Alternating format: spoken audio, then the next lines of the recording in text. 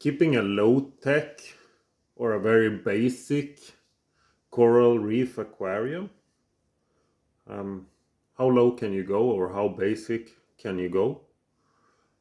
I want to make this video before I start dismounting and upgrading to something else. As I mentioned previously in videos, I bought this system secondhand for a guy who didn't want to keep a reef aquarium before, and this was the starting point for me getting back to the hobby. And for the time I've had it, it was the decision from the beginning. I will keep it very basic. And since I didn't trust the water values of what I was collecting from the previous owner, I have been focusing on a lot of water changes to get back. But we will focus on basic or low-tech aquarium. What do you actually need for a low-tech aquarium? Of course, you need the aquarium, and most people tend to use glass or simple acrylic aquariums. Then I think on the technology side, on my opinion, you have to have some type of stream pump that is actually creating the movement. And here I target the streamer on the surface, so I get a lot of surface movement. And the reason being that, to my knowledge and to my understanding, the main aeration of the water is in water movement on the surface between air and water. So to get oxygen in the water, I need movement on the surface. I am also slightly targeting on the surface to create more water movement, to try to avoid having a non-water dissolvable contents forming on the water, because you will always get some type of proteins that are non-water dissolvables, and maybe amino acids, and maybe some fat on the surface. I think it's mainly protein you get on the surface, and to try to whip it down to the rocks to make it take care of it. I try to get something, because I don't have the surface skimming here. No surface skimming on this one. And why you want to keep this film of proteins off the surface is that it is reflecting the light, so you get a worse light transmission through the aquarium. So try to get the film off as much as possible. And sticking on that one, I also like to say that when I do the water change, because this is low tech and I'm doing frequent water changes, and actually in that case this means I'm changing water every second day right now, and that's why I'm upgrading, because I'm not going to keep that up. But when I do the water change, I actually siphon out the water, but I siphon very close to the surface, so I create a vortex into the hose to try to suck up this film as much as possible. So streamer is very important for getting oxygen into the water. Then actually the guy I bought it from, he didn't have a heater, but I like control, so I had to put a heater in it. And the question is if you need a heater, because the pump is creating some heat, and he had a skimmer as well, and the light is creating some heat. And typically, I'm running at 25 degrees, and I keep my house at 21 or 22. So the question is, this would have stabilized on 23 or 24 degrees. Maybe I don't need a heater, but I wanted the sense of control. So we can debate if it's needed or not. And we can debate about whether you should keep it on 25 or 23 degrees. I have been thinking about reducing the temperature, because I see that some people are keeping the reef at 23 degrees instead, with very good results. And final thing on the technology is the lighting. And this one I inherited from the previous owner. It's a Fluval. Technology-wise, I'm very happy about this one. It's really fun because you get an application for your phone, so you can tune the lighting and set the schedule very well. But on the Spectrum, I'm not so happy. I don't get the same pop on my corals as I'm used to with higher quality lightings. It's fun, it works. The coral, they grow when the light comes up, they increase in size. So they seem to be doing okay under this light, but the Spectrum, I'm not happy with it. It works, the fish looks nice, but I will continue searching. But you have to have at least some type of lighting for basic, and this is, if you don't know anything else and want to start at in the lower end, I would actually recommend it. It's fun. It's a fun light to play with. And for me, I haven't done reefing. For 5 years. And going back 15 years, when you saw the rise of the LEDs, I mean, we basically built this LED lightings ourselves, and to have it all the way to do a programmable program the Spectrum by your phone. I mean, I couldn't think about that just 15 years ago. So this is really fun. Okay, that's it on technology side in the aquarium. 3 things. And I'd be happy actually if you comment on low tech and give me your insights and experience. I mean, feel free to post links to where you put your where you've described your reef and your experience with low tech. Please do so. Then, so that's the technology. We said the glass. On to getting anything to work, I think you have to have live rock or artificial live rock. In this case, I inherited live rock, which to me looked healthy. The healthy mix of algae and some sponges actually as well. Of course now, live rock or artificial live rock, it's I understand it's more debated now than 5 years ago, and that they've done some site tests on how to do it, and I think that's really good, and I actually need to read up. So if you have a good article about live rock versus artificial live rock and the background to why they closed, why they stopped harvesting rocks out of the reef, I mean, I'd be happy to read up on some good literature. So please comment on that one. To me, it's a no-brainer that they stop taking it out of the reef, but they're still circulating a lot of live rock in the aftermarket, at least in Sweden, where I'm from. And now I got the opportunity to actually collect some good specimens of live rock. What I have here for the live rock, I haven't deciphered all, but on the top right, it's actually a dead acropora, which has some zoanthids, mostly dead coral. There is one part of a dead LPS here in the front, which I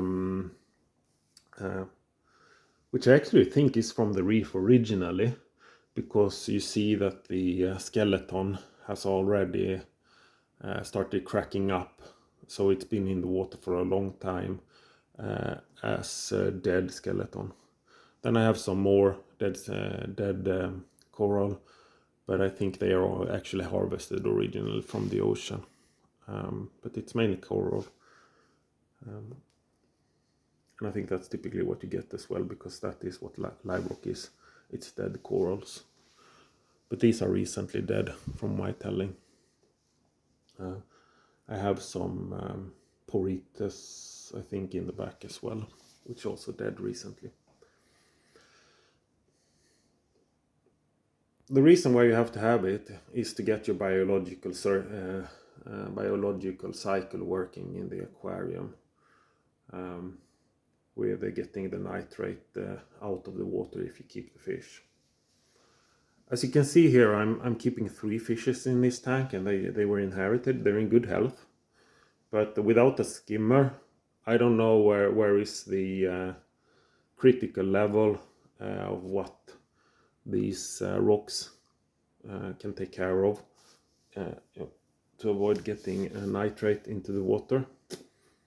And currently, as I'm doing water exchange, water replacement every 2 days, I'm not worrying too much. But to me, I'm thinking it's a little bit on the high side without the skimmer. But actually, feel free to comment on that one as well. Let's try to pick up pace. Then of course you need the water, live rock, and then you need the water. And to get the water, you need the refractometer. I covered that one in another episode. To get the right salt water. You also need, if you're keeping fish, of course, the food. I'm gonna try to pause the video and change the angle, what more you need. Let's continue. So what more do you need for keeping a reef? First, when you do water changes, you need some buckets. And I actually do 2 buckets because I keep, it's a 30 liter 10 gallon aquarium, and I keep 24 liters in it. So if I'm gonna do a 50% water change, I'm gonna do 12 liters. And that's why I keep 2, because somewhere in the middle it's 6 plus 6. I also believe there could be some nasty bacteria and nasty substances in the aquarium. Some of the aquarium is poisonous and you have a lot of bacteria. So if you get a cut, it could get infected sometimes with your hands. So I actually believe firmly that you should have unique equipment for doing your water changes, and whatever goes into the aquarium doesn't go anywhere else. And that goes 2 ways, because if I use my buckets here for cleaning, I could get some nasty substances back to the aquarium. So whatever I keep, I do it unique. Then you need to have some container to mix the salt water in, and this is a 15 liter container. It's actually a food grade container, and you need a pump as well to mix it.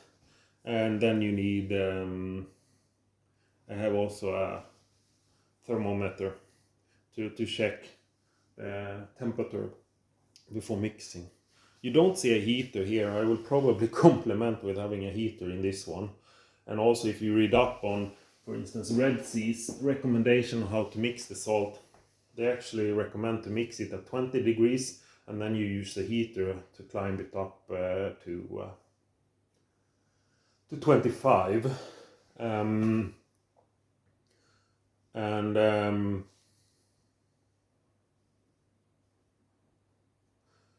So I will complement with a heater.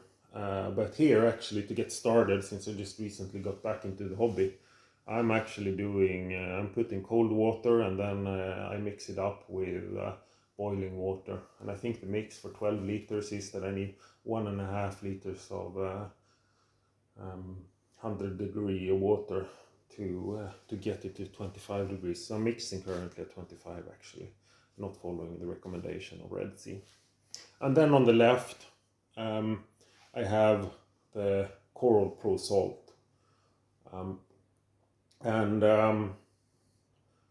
From Red Sea, because I got it with a tank, and I have a small spoon to measure out. I'm realizing that I'm actually missing one thing, which I'm actually using, and it is a scale, because I calculate, I actually weigh the salt before mixing. So if it's a 10 liter mix, I will mix 340 grams of salt, and if it's a 12 liter, I will mix 410 grams of salt. I might get back to that, but I'm weighing it, because then I know I end up at the right value. I'm trying to mix 33 or 34 ppt, and keeping the salinity at that level. So you need the salt, of course, on the left as well, and as I mentioned previously, and I will mention it more, go for a high grade salt, a well-known reputation, and you should buy a salt which you know some of your friends, or that you know they are succeeding with advanced coral, then you know it's a good salt. Okay, of course, doing the water replacement, you need some towels, some old towels I'm using, and then when I put them to the washer, I'm doing 60 or 90 degrees to kill off anything in that one, and I wash them separately to minimize the risk of getting anything unhealthy from the aquarium into the rest of the family. You need a hose to siphon out the water, and a container for measuring up the salt, and then finally you need an algae scraper, because you will get the green. If you have a healthy system, you will, most of us will get the green algae on the glass.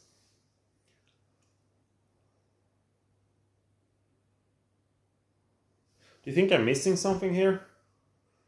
Then just let me know in comment and I will pause to get back. So continuing, round off. I think I like talking because these videos are way longer than I think. The focus here was on low tech, and I would like to round off with some of my experience so far. Do I recommend low tech? I don't know. Why did I do this video? I actually wanted to give some food for thought. You know, if you're new to the hobby, you might get a lot of recommendations from the local reef store. You have to have this and this and this, and there is a priority to it. What you need and what you don't, what could be good, nice to have, what you actually need, which is crucial, and what is nice to have. But so far, I would like to share my experience on keeping a low tech. Low tech with frequent water changes. It seems to be working. I don't know. Right now, as I mentioned, I am changing the water quite frequently. So I can't tell you what would happen if I go back to weekly water changes on this low tech with 3 fishes. I don't plan to push that border either. Share if you have experience, or if you pushed anything to the brink of failure and you want to commit. But one of the things which I've realized here, keeping a small system low tech, it is that I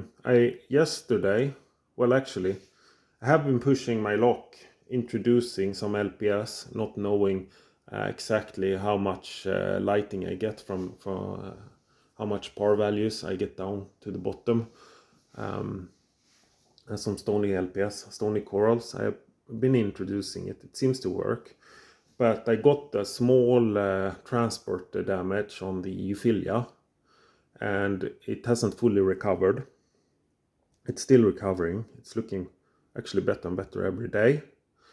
And then yesterday I was pushing my luck because I also introduced an ACAN and a Dragon Soul, and I even pushed my luck even further with the Dragon Soul, because this was actually, I only bought a very small piece of the original coral.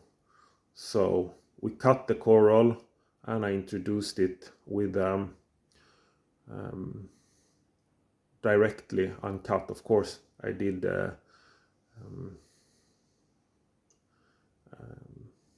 I introduced it into my tank with the the damaged tissue into the tank. So I think there is an open wound on that coral which needs to heal, which I think is introducing some substances into the water.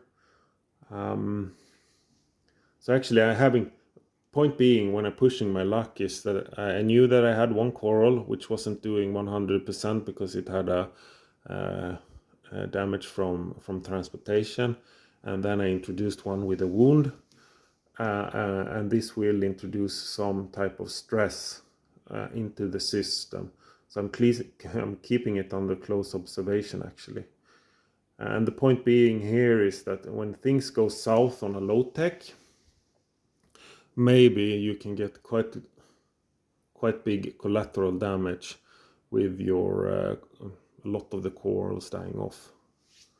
Knowing I pushed my luck, I have actually active carbon ready to introduce into the tank. So far it's looking okay, but the euphilia was a little bit worse this morning than it's looking right now.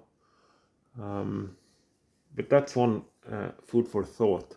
It is that your margin for errors or your margin for tolerance when you're stressing the system like I'm doing here, well, I'm introducing more stress maybe, it could be a little bit smaller. And as you'll see later, I will be running the next tank with activated carbon to absorb any of the potential substances coming off the coral when if they start fighting or if they get stressed. That said, you have a good day and be nice to each other, and feel free to comment. Share your experience on low tech, and feel free to share links to where you post more info. I'm curious to your experience. Bye bye.